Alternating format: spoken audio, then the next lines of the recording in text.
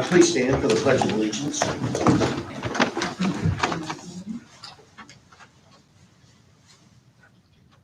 I pledge allegiance to the flag of the United States of America and to the republic for which it stands, one nation, under God, indivisible, with liberty and justice for all.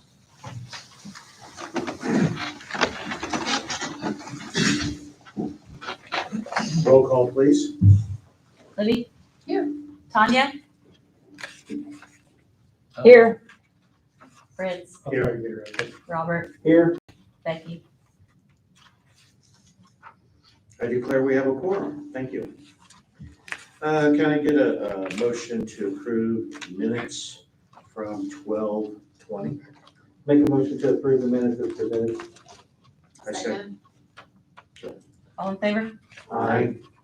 Opposed? The ayes have it. Thank you.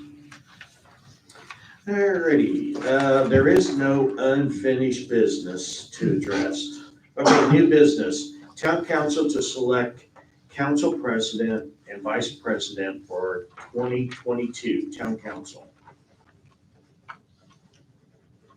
Is there any discussion? I need a motion, please. I nominate Fritz for president. I'll second. All in favor? Aye. Aye. I nominate Robert Holland as vice president. I was gonna do that. I'll second. All in favor? Aye. Aye.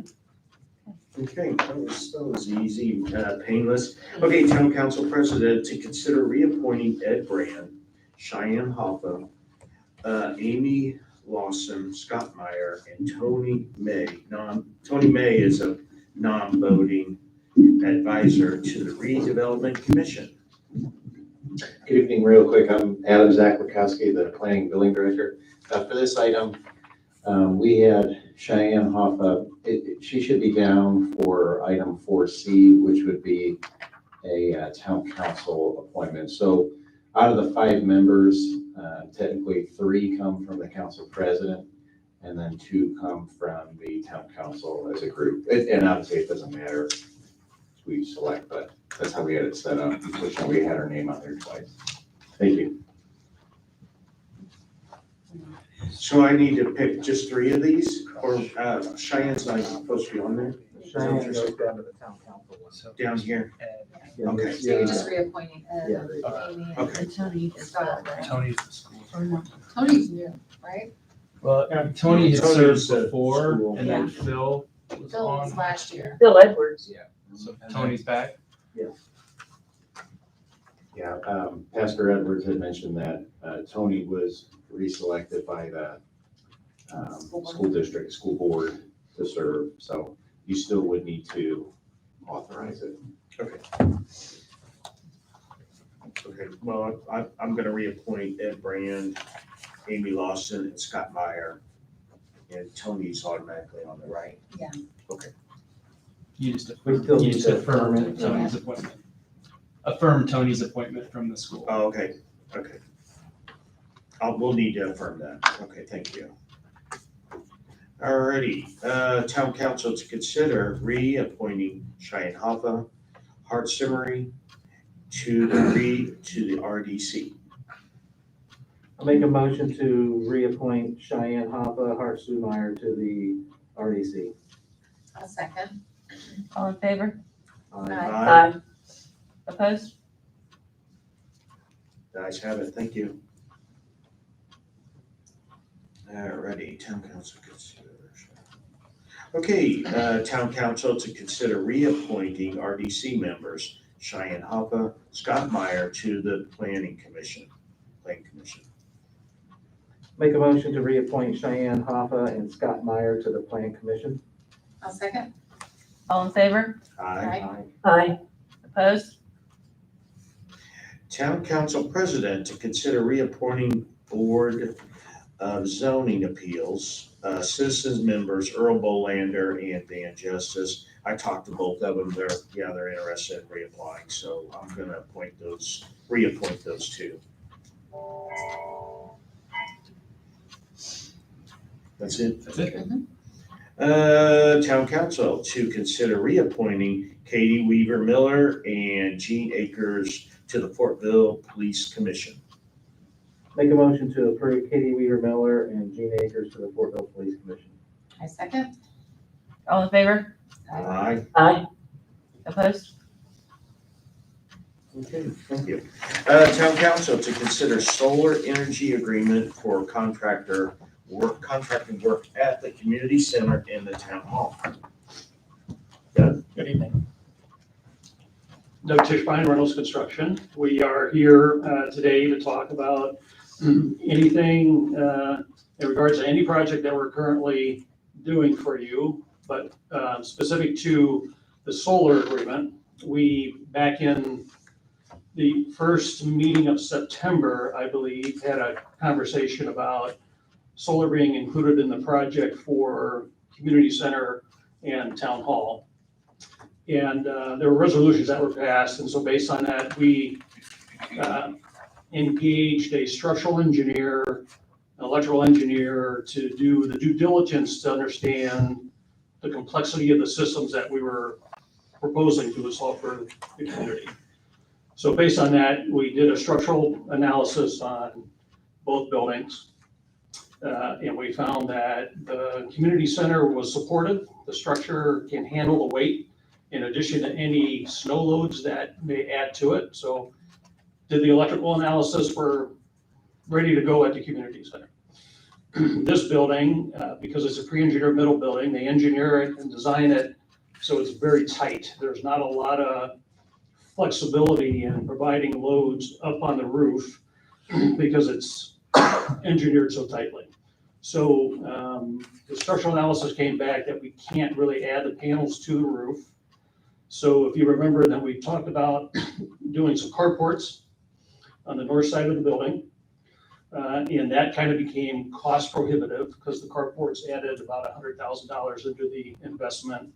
So now we've gone to working with Joe. There really isn't a footprint on this property that we could do a full array to offset the total consumption load of this building. So we took a step back and re-engineered and said, what if we just pick up a partial load? And so what we are settling on is a partial load that's going to offset the lighting loads for this building, which is much smaller. The footprint is much easier to deal with. We're putting together some renderings where we could possibly, because the new entrance is going to be located on the west side of the building. There's some canopies that you can make out of solar panels to kind of help protection from weather. So we're looking at that currently with our architect to put some renderings together. And then the rest of the panels will go, and we're only talking like 10 panels, like 16 total, so it's not a big array. We'll go on the south side of the building where we're going to get full sun, and that'll give us the best production. So that's kind of the configuration on where we are today. Missy, I think last year sent me utility bills from 2019 and 20. You don't spend a lot of money at these properties in energy consumption. So that's why the arrays are simple and easy. It's like in between $9,000 and $11,000 a year at the community center. So we've kind of put together the production of these panels to offset. They're going to save 15% on your utility bill is what the production values are estimated to be over the life of the systems. The life of these systems is 30 years. So the documents that are in front of you today are what we call a master agreement. And a master agreement are kind of the governing terms and conditions for the services agreement for the solar panels. And then what we are calling kind of I call it a task order. A task order is very specific to each property. So you have a master agreement and then task orders. So, you know, in 2 years or a year, when we're proving that these systems are beneficial to you and the community, I think you're going to come to Doug and you're going to say, let's go look at another property and let's put some more panels up because it's the right thing to do. So it just makes kind of the contracting process very easy if you do it on a task order basis. So that's why you have the two documents in front of you for tonight, is to accomplish and you get the solar panels So installed. Doug, talk to us about the financial impact of this, as far as how much we're gonna save per year or over the long term of the cost. Because that's the part I just frankly don't remember. Sure. It's estimated to be, over the 30-year period, the net gain positive cash flow is like $225,000 Okay. after costs. So just to go back and kind of revisit the structure of the agreement is we've taken 2 lease payments for the systems, and we've included those as kind of capital into the bond. So for this building, it's $15,000. For community center, it's $15,000. For this building, it's like $10,000. So it's $25,000. That buys you 2 years of savings, which is going to be 15% less than what you're going to pay Duke. Guaranteed. So if the numbers don't work, there's 3 options that you have. You tell us to pull the systems, we pull the systems, we turn the facilities back to the original intent of what they were. Number 2 is we reconcile the accounts. If I fall short, then we reconcile the accounts, we make up for the shortfall. The third one, you like it and you just want to keep moving forward. So there's no obligations at that point. $25,000 investment for both sites is guaranteed to be 15% less than what you're going to pay Duke.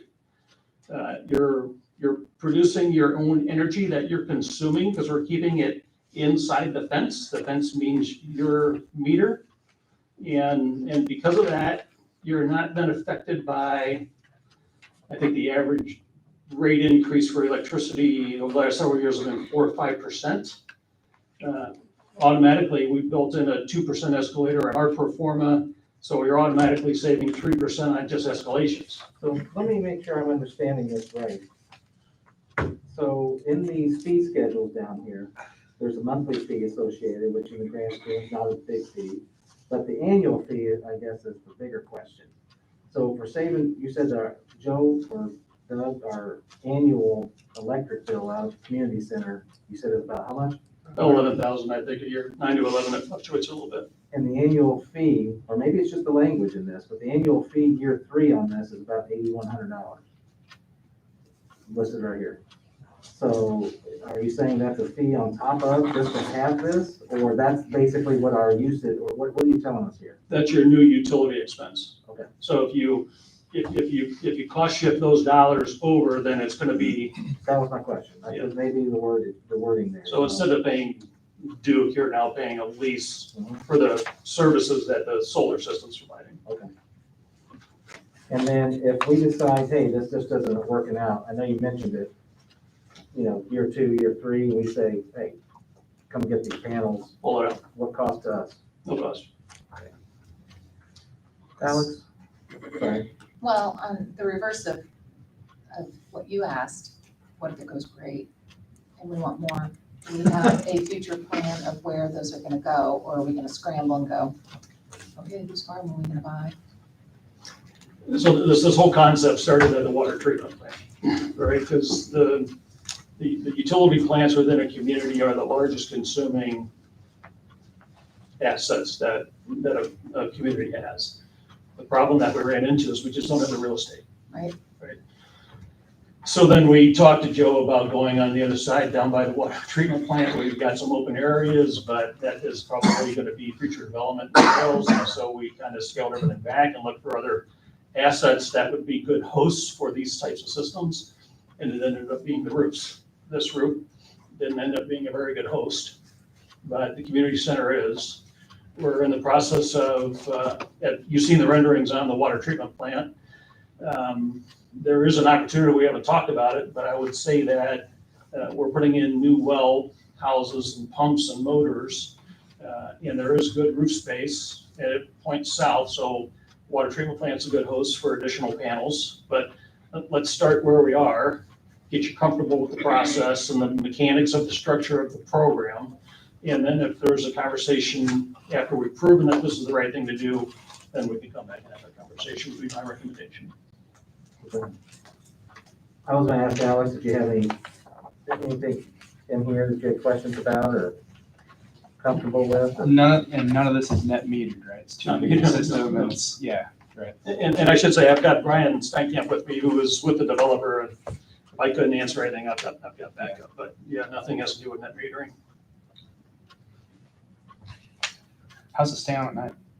Sorry? How's it stay on? Is it battery? We're Or not doing batteries on this one, it's just when the sun's shining, we're making, sunshine it goes, so then just gonna pulling spin, from Duke we're gonna spin the for meter evening and slower. night? Okay. Could go back, if we're overproducing, it goes back onto the grid. And you could potentially then have a credit because of production on next month's bill. Okay? Yeah, if you Which don't that mind. kind of is net metering. That is right? net That's- metering. That's net Correct. metering. Yeah. So to the extent you overproduce during the day, it is net metering. And Okay. our hope would be, if this gets approved tonight, we want to get this project application for interconnection submitted ASAP, Right. because if you know, the net metering rules sunset as of July 1st. Council, do you all know what we're talking about with the net metering? This has been a pretty controversial, for lack of a better word, it's been controversial some, with the utilities at least, the electric utilities.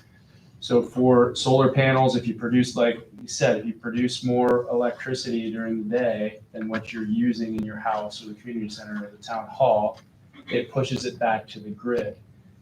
The town would, I assume the town would enter into an agreement. There's a net metering agreement with Duke Energy that hopefully Doug or you would negotiate.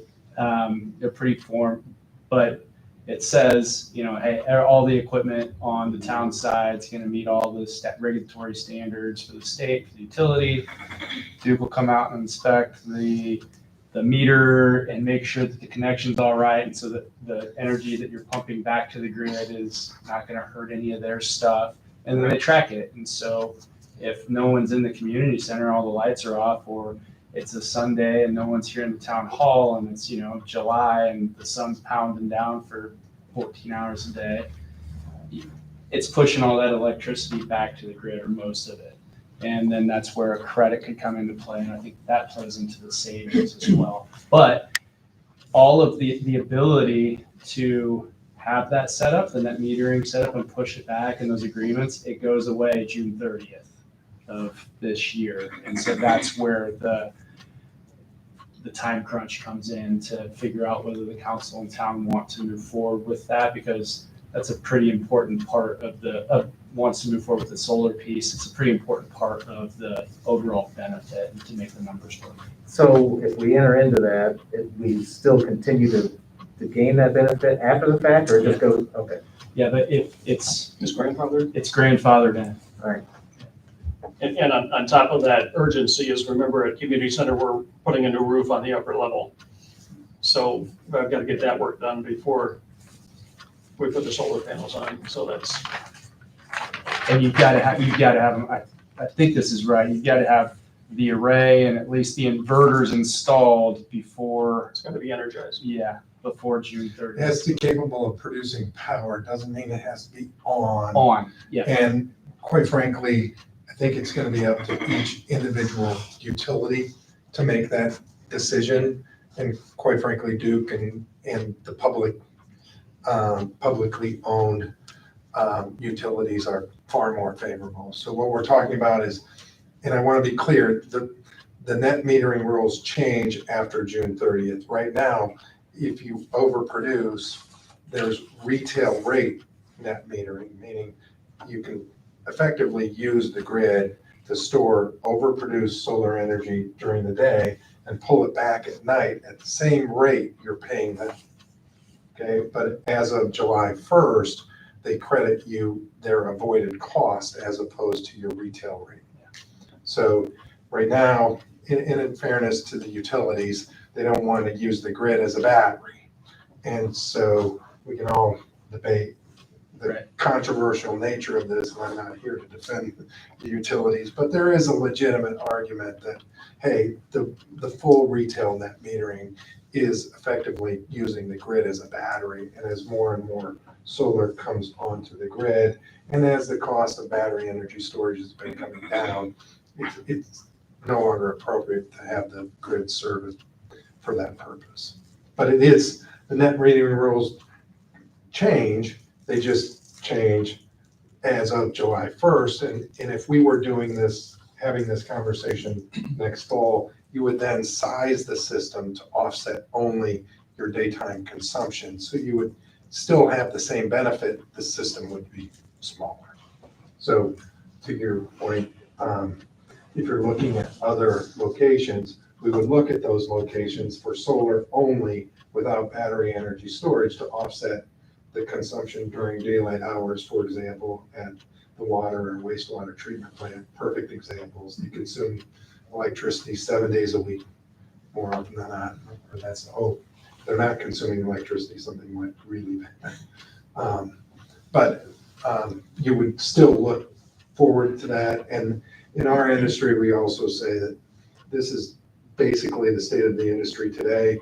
5 years from now, as battery energy storage costs come down, and the productivity goes up, then you can re-upsize the solar array, add your storage, and as Doug said earlier, levelize the cost of your energy, which for the town and most public schools that are looking at this and other municipalities see this as a way to levelize your cost of electricity and not continue to be exposed to the inflationary costs from the grid.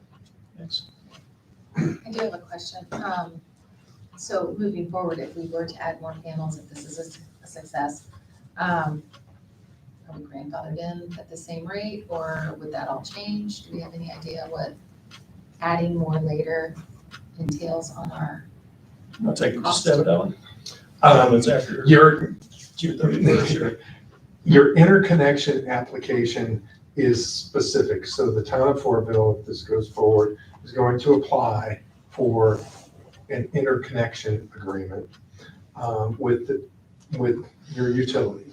And that interconnection agreement has to specify the size or nameplate capacity of this solar power generation system. No different than if you were applying for an agreement to hook up an auxiliary generator. You have to tell them how big it is. And so if you want to expand that system, you have to either apply for a new interconnection agreement or amend the existing agreement. And right now, most of the time, we've seen amendments, but then it's going to jeopardize the net metering rules because the increase will potentially, if we were to increase the size of the community center, which currently we're sizing that system to offset 90% of your historical consumption there. So more than your daytime consumption, but we're assuming we're going to get the net metering, the system energized and installed by the June 30 deadline and also document that with due. But if you really wouldn't need to upsize that one at the community center, the town hall would be more likely to be the case, and that's probably down the road and the solar carports, covered parking, and EV chargers, if you're gonna start offering electric vehicle charging, or if the city's gonna start using electric vehicles, then you could put in a solar carport with EV charging to charge. police Does it cars. require a battery at that time? Yes. And the reason for that, it gets complicated because you put in EV charging, there's huge demand charges for pulling lots of power all at once, and that jumps your rates. So if you put in solar with batteries, it also stabilizes the load from that profile as well. Probably more complicated, but trying to keep it as simple as possible. So to get the net metering, then you've got to have your applications in place by the end of June. Well, you have to apply. Otherwise, you default to the avoided cost instead of what the true rate is. And then what's that delta, 6, Right 7 now, cents? your full blended retail rate is close to 12 cents per kilowatt hour. Currently what you guys are on. And at the town hall. and community center, between 11 and 12 cents. And the avoided cost that Duke would otherwise pay is about 3.5, 4 cents. So it's a big difference in terms of retail rate versus the avoided cost. That's a buck. Do you have a question, Chris? No. Joe, did you have any comments? No. You're comfortable with? And what other towns have this system that they're already using? Yeah, I put 5 megawatts of solar down in Bloomington a few years ago under Mayor Hamilton. Most of that was Duke. Interconnections was there. The results are good. We did baseball fields, outfields, police stations, bus barns, every carport, I mean, you name it. 5 megawatts of power is a lot of solar. And he just said, here are my real estate assets, go make it fit. That's what we did. There's a whole bunch of communities around now. As I said in my previous meeting, solar is the fastest growing renewable energy market sector in the space. And it's not only what we're doing today to help reduce your costs, but as I said before, it's about the people behind us that are coming through. Right. So, I just wanted to know if were they happy with the system? yeah, they haven't turned it off. So even though Indiana doesn't get a lot of sun, we still produce enough sunshine to benefit from solar. Yeah, there's very specific software called helioscopes that kind of manage, they tell us what the sun and shine factor is, and we enter the data and it tells us what the production levels are. So it's a science, and it's not only about how much sun we get, but it's about how much you're paying. And 12 to 13 cents is a lot. Yeah. I did a lot of business in the Caribbean a number of years ago, and when I started in the U.S. Virgin Islands, they were at 27 cents a kilowatt hour. By the time I left 2-3 years later, they were at 54 cents. It's the highest cost of power underneath the American flag. And you couldn't put solar in fast enough. Is there any way to have the town benefit more than just the community center or the town hall from I'll say the grid, I don't know if I'm speaking the right lingo, but. For the benefits of net metering? Yes. So I guess we would have to have council say, go out and survey other assets and find out where there might be an opportunity. And if we could do that quickly and come back with profiles, then, potentially that application get in prior to net metering when we submit these. Doesn't mean you're proceeding with the project, right? Correct. But they could just give us the go-ahead, and we could go scope and see what we got. And you still have plenty of time before June 31st to make that decision. I thought you said prior that there really wasn't any other place or was that just out of the sewer or the sewer plant?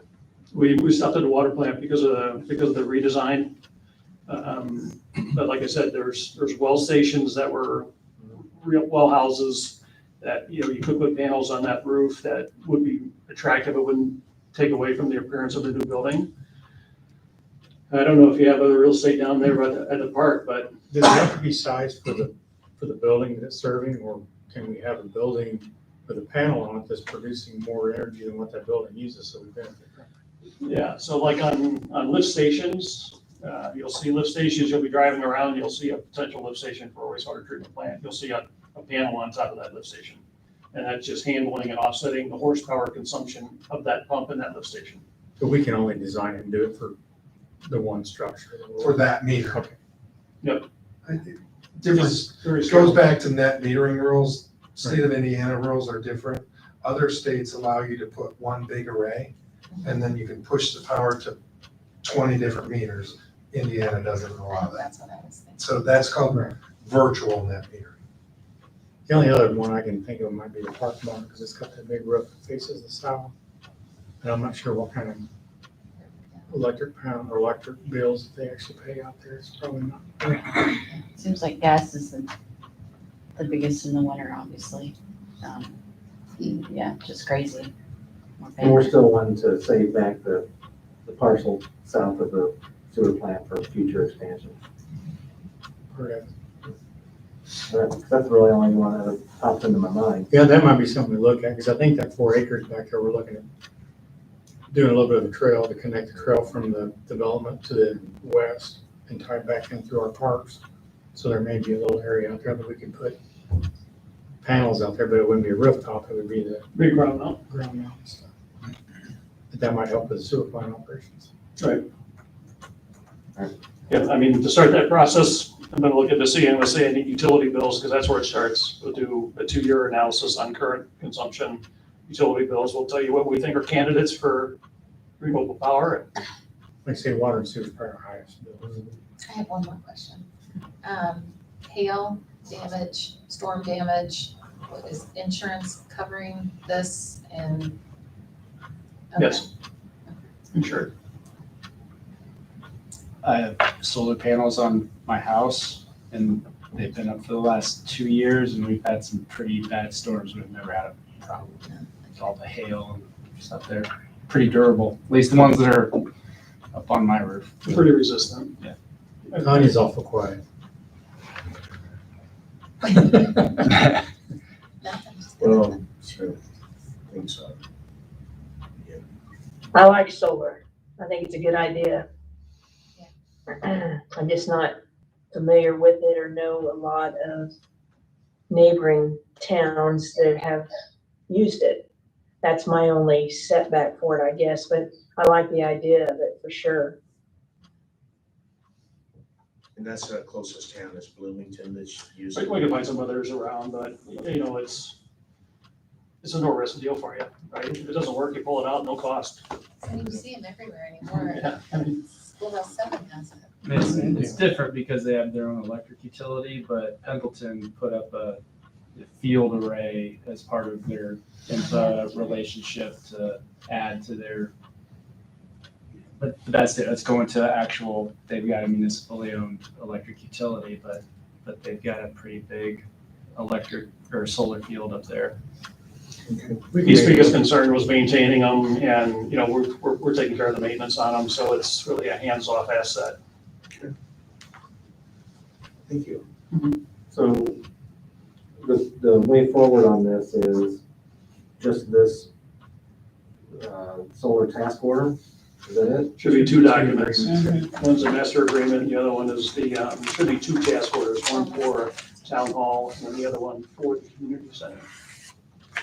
And here's what I would suggest to you is if you approve moving forward, reapprove moving forward, then I'll prepare the documents, give council president permission to sign.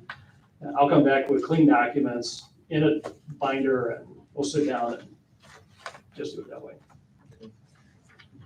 Should we ask for public comment? Yeah, sure, go ahead. We're gonna ask for public comment real quick and see if there's any. Is there any public comment on the solar energy before we go any further? Okay, thank you. I'm seeing the one in here with a lot of exhibits. Unless this is it right here? This is the first one, so Oh, got it. this, the way I read it, and Doug, correct me if I'm wrong, Reynolds is the contractor under our bot agreement, and this allows them to carve out the solar piece and give it to RESPS, It's a special purpose entity that's been structured. Renewable Energy Special Purpose Service Company. So for just that, so kind of Reynolds is assigning that part of the solar, of the bot project to the solar company. So do we need 2 separate, or we can do it in one? One motion's fine to approve both. I'll make a motion to approve and move forward with the solar energy agreements for the contractor work at the community center and town hall as presented. A second. All in favor? Aye. Aye. Opposed? The ayes have it. Thank you. Thanks, Doug. Thank you. Any other questions on anything else? How about some quick time frame on some of the other projects? I'm gonna have some questions later, or we can do now so let's go ahead. What's that? Just to give us some kind of an update on the time frame on the water plant, this building and all that. I know you said earlier they're kind of fluid. We don't have all the numbers yet, but throw us some ballpark dates and times of when things are going to start to be done. So town hall is, still has some moving parts. Right now, we're scheduled for contractor mobilization the end of February with demolition starting first week of March. That may slip 2 weeks because of coordination with the trailer that we've talked about for temporary offices. And then number 2 is the internet, the technical IT stuff from 9 Star that needs to be relocated into the trailer so that you maintain connectivity. So those are the 2 biggest parts that we're working through right now. So it's either the 1st of March or the middle of March. That one's pretty much getting locked down. Water treatment plant is still on schedule to break ground 1st of March as well. So March is going to be very busy. We're wrapping up our pricing this week. It looks like our 10.7 GMP is being held. We'll confirm that by the end of this week. So it looks like we're ready to get to work there. I'd start planning a groundbreaking ceremony is what I would do. Because I think we're there. On the cost, real quick, Doug, on the cost of have you guys worked it out, the extra cost of the portables that you guys are talking about? I know you said there'd be an added cost there, but it would be offset, probably saving by the shortened construction window. Yeah, so that's still an open item. That's what I talked about. The trailer's an open item and the IT is an open item with 9 Star. So all of that's starting to come together. I firmly believe that the budget for Parks and Rec and Town Hall is going to be the way that we presented it, and the GMP is going to be 2.7. Questions on? Okay. I talked with Joe earlier, and we talked through some things, and I'm comfortable as long as it stays that. I mean, we can't afford another penny per se. Great, thank you. Thanks, Doug. And kind of while we're on that subject, if, on the time frame of those 2 projects, I know the trails, and I'm next on the agenda. I hope it's okay. I just kind of jumped in there. The trails in front of the school, they're allowed to start working down there March 1st. So they can start anytime after March. And hopefully they'll get it all done this summer, this The season. whole trail will be done, like, Just on the school campus, the crosswalk, there's 2 crosswalks that goes in, and they'll be tied back to the trail that's currently there on the east side where Mount Vernon North is, where the trail is, and I'll tie that together. and then will it connect to Fortville Pike yet? Not yet. Actually, the second phase of that, or actually is gonna be moved back to the 3rd phase. That one's probably pushed out to like 2025. Yeah, that section's pushed out a little bit. If we get a development coming in, they can actually build some of that for us, and maybe we can save those funds as well. But, So once this portion is done, it will tie into where Mount Vernon North is? it will, So it'll go to the north end of their property correct. and then all the way down to the school, south end of the school. Yeah, it'll probably be 200 feet short of Right. 234, something like that. Right. Yeah, it'll be nice. The crosswalk's something that we've had requests for many, many years. So it's gonna be nice to have those And crosswalks. those will have a run signal. They will, yeah. And there'll be some additional speed monitoring signs down there. I think the county's putting some up, and then we've got the development, Mount Vernon North, they've got some that they owe us to put in there. But we're waiting until the trails and stuff get put in, everybody gets their signs done, so we don't, it's not redundant, we don't have signs on top of signs. So we have it all planned out well. So that will all be done by the end of this year, Should be, that one road.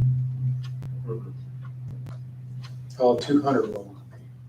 Everything in front of the school up to Mount Vernon North. To Mount Vernon North, and then Mount Vernon North finishes a trail that goes around it. Mount Vernon North on up 200 to Fortville Pike will probably be another 2 or 3 years Oh, out. I think she's asking about, are you asking about if it goes Across the way Mount Vernon you just North. said that, it made it sound like you go around Mount Vernon North. Are you asking about a trail goes through Mount Vernon North over to Fortville Pike? Yeah, that's what I thought you were saying, connected to it, and No, because this trail is gonna come up the high school side of 200, and it's gonna cross over Fortville by Pike. the intermediate, cross over 200. And it's gonna link in on the south end of the Mount Vernon North property there. Right. And then run up to the north end of their property. Okay. But to your point though, are they gonna have, what kind of connection? It'll are they be gonna done have? here up to. Be done up to here. So this part will be actually, Where's Fortville Pike? They'll have, Water Pike's over here. Okay. So then this segment here will be a couple years out. and then what kind of connectivity does they have in the development between the two? Here, they've got sidewalks through there. And there are trails like in the park Right. portion of it, there's walking trails in here. Okay, I have another question. So there's a new development that's coming in across the street. Over here. Oh, it's down there. Can we make it more Libby friendly? Well, let's see, at the end of February, beginning of March, it's coming down and going in the dumpster. Oh, good. So we won't Good. have, Well, we'll need a new one. we'll be using it Has probably words on electronically at it or that point. something. So, this segment right here from 200 on this portion up to Fortville Pike is 2 or 3 years down the road. This project along Mount Vernon or Fortville Pike, there's gonna be a stoplight going here. There'll be a trail run up to Garden Street. Then there's gonna be a stop or an intersection improvement here with turn lanes on both sides, and the Broadway Street corridor rebuild, road right sizing. All of that will be done 2023, which some of that work could start actually this year, but it's all being designed right now. We'll see what's it's NDOT's fiscal year 2023, which actually starts July 2022. So Let me ask you, I'm not going to are we, forget. are we gonna be coming into some, funding issues on that one since we had some with the grant with the housing over here? Are they gonna, you know how we had to scale back on that one project because of the money, the workforce housing, you know how we have to scale back maybe on the sizing? Those are different funds. So this funding is still on track, because even though the material costs and everything is going up Well, and that's one of the So we things did we that, don't what, know. Yeah. 3 years ago. The Broadway corridor, part of the stellar funding we're getting for that is $2 million. Town's match will be 500,000, so there's $2.5 million that could be spent on that. Everything that they've designed right now, they're showing that we're coming in way under. They want to leave it there because they're afraid that there could be some. That's what I was taken afraid costs. of, that the So they costs weren't were trying to gonna stay go in up there. and up. Now, the trails projects and all the other Main Street projects and everything we're doing, there is, they have like PE, which is preliminary engineering, and they have the construction, CE, and then they have the, CE, it would be the inspection at the end, that we have been paying for engineering for design, right of way, and inspection, and then we pay 80% of the construction of the project. With NDOT coupling this light, the trail, the intersection improvement, and all the Broadway to one project, they've agreed to do the inspect on that for us, which could save us a significant amount of money, which is why we're trying not to let any of these projects, if there's any holdup due to any reason and it gets thrown out, then it could mess up a lot of that, cost us a little bit more money. Won't cost any more money than what we're planning, but if everything works timely, then we actually benefit from these things. I just think that our biggest concern not words, for me, communicator, how to let everybody know this isn't gonna get done over the summer, this isn't going to be one project that gets done. People don't understand that, and where are we gonna put that information for it to be easily seen or heard? Because we missed the boat with Main Street, letting people know what was happening. Yeah. Well, we're still waiting on the lights and stuff I know, there, and there's I know. some delays. I'm already talking to the engineers for the Broadway corridor and the trails to find out about the lights and Yeah. we can get those ordered early. We can't actually order those until the contract's awarded to the contractor, because the contractor does the purchasing of the lights. But I think it needs to be spelled out that they need to get those rolling as soon as they're awarded the contract. I just think there's So so much happening and it puts fear into our residents that we're changing too quickly. And it would be nice to have a plan, I like the timeline idea of here are the project, and it's an easy thing to drop in on our Facebook page or something that people could see. we'll work on something like that. So we just need some really good Projects. communication, I think, to Well, keep that's why, people calm. that's why I include you in on that email, because they were supposed to start in October, kind of letting us look at the drawings, and then it was supposed to be January, and now it's halfway through January, and we still haven't seen Right. Yeah, And any drawings. We just had a quarterly tracking meeting with them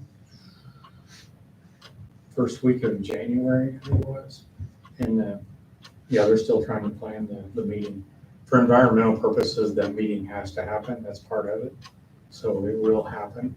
So don't, be concerned if it's just gonna slip by, we're not gonna have that public meeting, because part of the environmental requires that meeting. there's just a lot happening. Yeah, we got the water treatment plant, we got the town hall, we got park renovation, we got all kinds of development going on. If you drive through Mount Vernon North right now, I've never seen so much lumber in my life, piled in one place.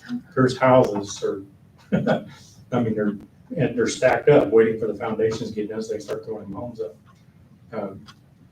Northwest Fortville, the first spec house is out of the ground now, they got the roofing on it, but it's all covered in sheeting. So that's starting to move pretty quick. And with Altoff coming in, it's gonna be a busy year. Not to mention, the next item on my list right here is the request to submit the application for our road paving for this next year. Community crossing, it's gotta be turned in by the 28th. Got everything put together, got the prices put together.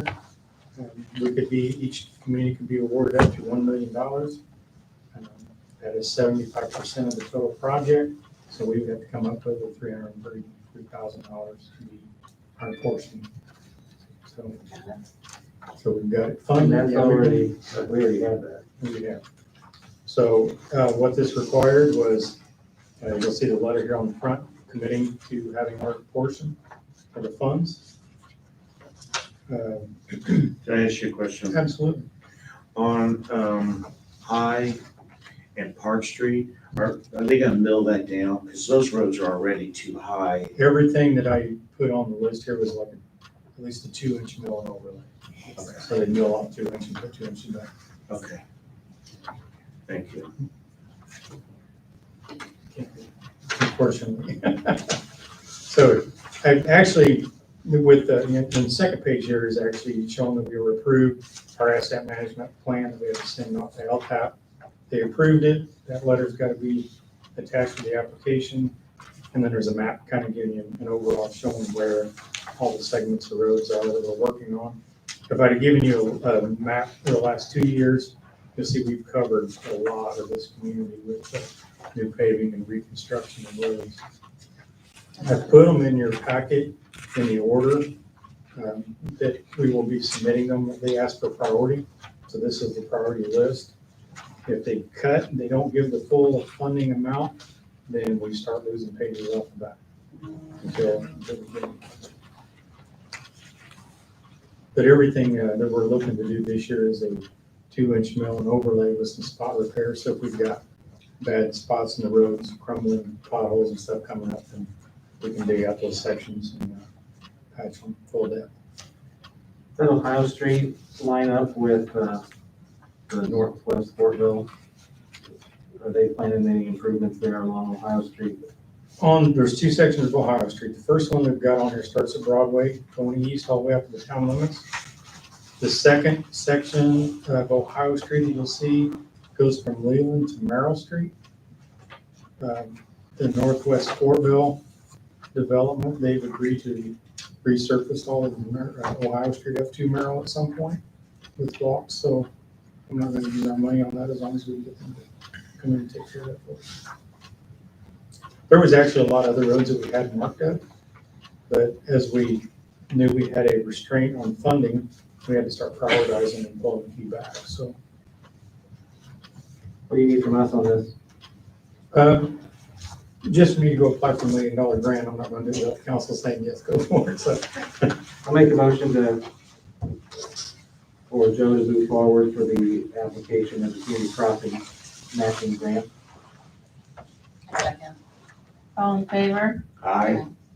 Aye. Opposed? Ayes have it. Thank you. Thank you. The other thing I've got is, at the first of the year, we had hired a new individual for the street utility department. His name is Sean Robinson. I was gonna have him at the last meeting and at this meeting, but I really want to have him here when I've got the full council and introduce him so everybody can meet him and know his face. So hopefully if everybody can make it to the next meeting, we'll have him here to meet everyone. And with that, that puts us back as far as full-time employee equivalent where we were 11 years ago. So we're still behind since our utilities and streets have grown by about 60%. So we're starting to move forward a little bit. I know we've got room to hire one more individual. And talking with Missy and Beth, they'd be more comfortable if I waited until a little bit later in the year. So we're gonna hold off. I've got 2 new individuals now, so we got our hands full of training them anyway. So a couple more months is not gonna hurt us at this point. Let's see, project, I've got everything listed out here. I've already ran through. So is there any questions you have for me? That's all I've got. Sometimes you have a line item. You have any questions, Robert? Tanya, you have any questions? Okay, thank you. He's not here. Did you have anything from him? You know, okay. Adam, do you have any questions? Alex. So I'd like to get you the 2021 year-end report, hopefully at your next meeting, so we can go over the caseload that we typically do. I can tell you that in 2021, we issued 113 single-family residential permits, and that was up from 99 in all of 2020. So the trend has been pretty gentle upward slope, and you'll see that in the full report. And then I also wanted to quickly mention of some of our upcoming meetings. Of course, we've got a redevelopment commission meeting this Thursday at 6:30. We have one main item on that, 124 East Stat Street, the old Earl Wine mortuary was purchased, and the new owner is looking for a riverfront liquor license, as well as to apply for the local facade repair program that the redevelopment commission has established. And then on Tuesday, January 25th at 6:30 is a plan commission meeting. And we have one case on there. It's just a minor subdivision of the northeast corner of Garden Vitality and Broadway. It's for the new Three Rivers Federal Credit Union. So basically just need to split off a piece of ground for that. And then lastly, on Thursday, January 27th at 6:30 is a BZA meeting. And there's just one case on there, deals with a new home, a custom home that is being built out on Fortville Pike on the east side. They needed a couple of variances. They're looking for a couple of variances pertaining to the new home. So if you have any questions, I'm more than happy to address those. I have a question, not necessarily about what you just said. How do we do our fee structure for permits and all the other things that you collect fees on with all of our new programs that we have in-house? Well, so the fees were originally established in 2020 when we took over that function from the county. All of the applications go into, all the application revenue goes into ultimately the general fund, right, Missy? Yep. And we can get you those numbers too to see just how was the fee structured?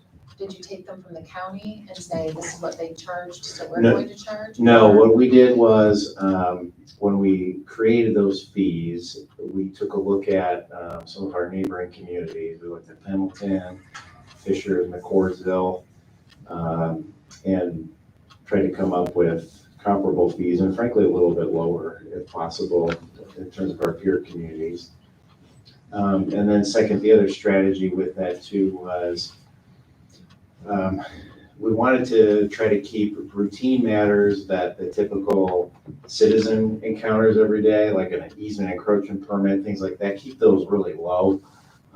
Whereas frankly, if there were developers that were coming in from out of town that were doing more complicated planned unit developments, we did try to have those fees higher. So just wanted to keep it, try to keep it simple for the residents. Same thing with like building additions, patio additions, try to keep those fees low for the local people. And I'm not proposing on adjusting those this year, even though there has been some inflation. I think we'll just keep it as is for now. Maybe reevaluate next year. But I would say that just looking forward, like anything when it comes to fees, my advice would be that we don't want the fees to get too stale for too long, for too many years, because then there could be quite a big jump on those. So the more that we can incrementally increase them over time is probably a better strategy. Thanks, Al. Thank you. Thank you. Missy? Currently working on 1099s and W-2s, hopefully end of this week, beginning of next week, they'll go out. Also, I need the council to consider, taking a look into the trash contract that's up at the end of this year.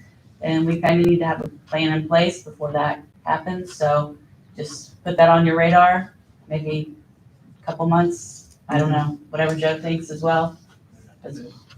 Yeah, When is the actual contract out? end of December. Is it December? Mhm. Oh, I thought it was mid-year. We got here fast. What's that? We got here fast. Seems like we just Mhm. did this. Kind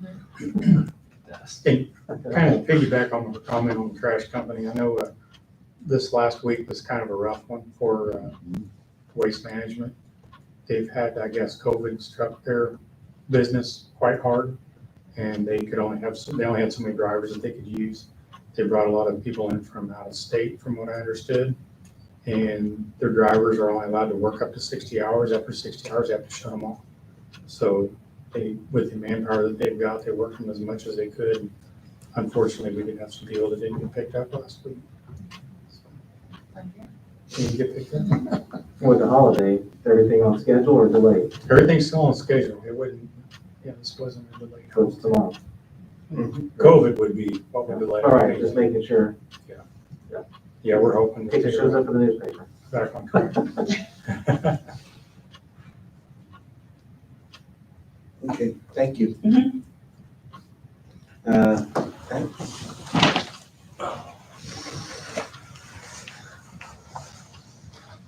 I'll be quick tonight, just to let everyone know, we applied for the small rural tribal grant for body cams, and we were awarded that. We don't have the final award number yet. I'm thinking it should be around $5,800 to $5,900. That'll give us the opportunity to upgrade some body cams. It's technology, 5 years, it's done. So we're gonna upgrade some body cams, go with the same company, the same program. It's worked well. Let's just get some newer models. How many do you think that'll get you? Should be about 12, Oh, okay.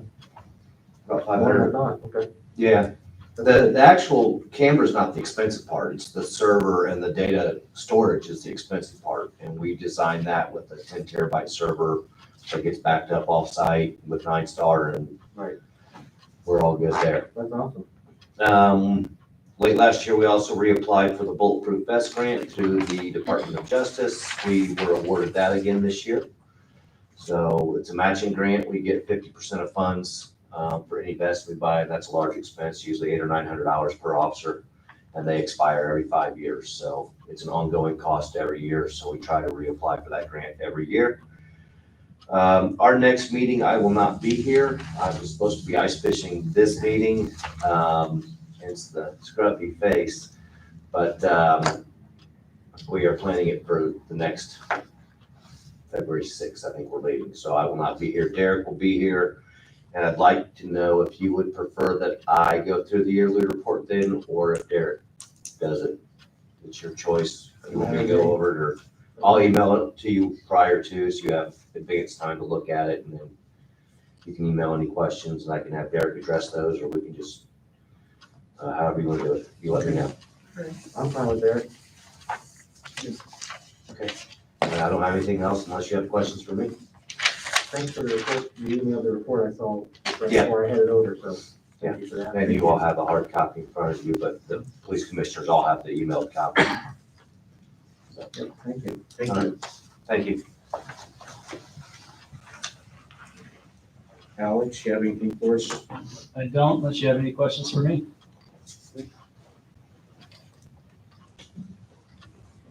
Public comment? Thank you.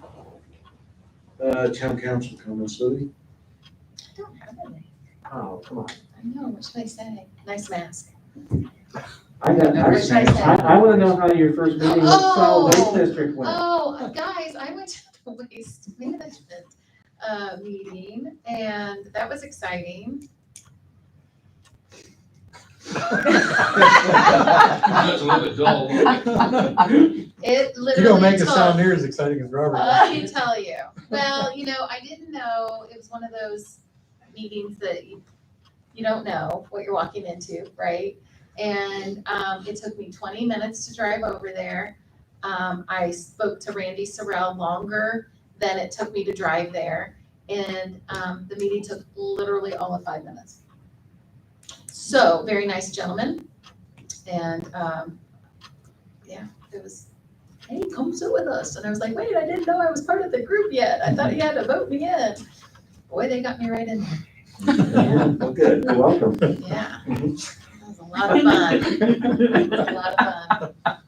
Good times. Can't wait till next month. Take ice cream next Tell about it. I have nothing. I don't have, Tanya, you have anything? No, the only thing I had was talk about Broadway, and that's all I had also. Okay. All right, I'll make a motion, we approve the 5 vouchers. I second. All in favor? Aye. Aye. Opposed? Ayes have it. I make a motion, we adjourn at 8. Oh, 203? Oh, it does say 8 there. Either is probably I'm right. looking at the regular. Okay, who seconds? I do. All in favor? Aye. Aye. Opposed? Thanks, Tanya. Feel better, Tanya? That's, Nice seeing y'all. Hey, Alex. Yeah. Did I get all the vouchers signed? No, first got to sign stuff. That engagement letter, I can't remember. I brought copies. Okay, let's go ahead. Yeah. Oh, I got the minutes. You gave me the minutes. Do you need any,